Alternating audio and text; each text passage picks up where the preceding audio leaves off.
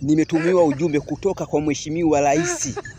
Ujumbe kama ifuatavyo, unasema hivi: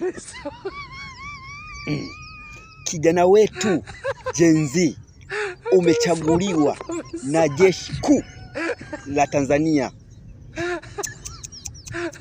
kwenda kusimamisha vita dhidi ya Irani na Israeli.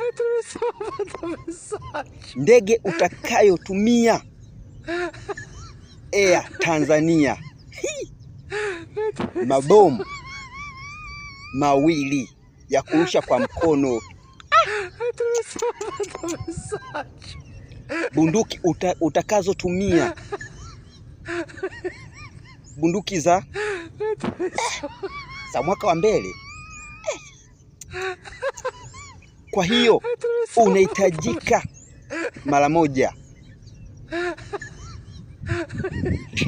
Umeona?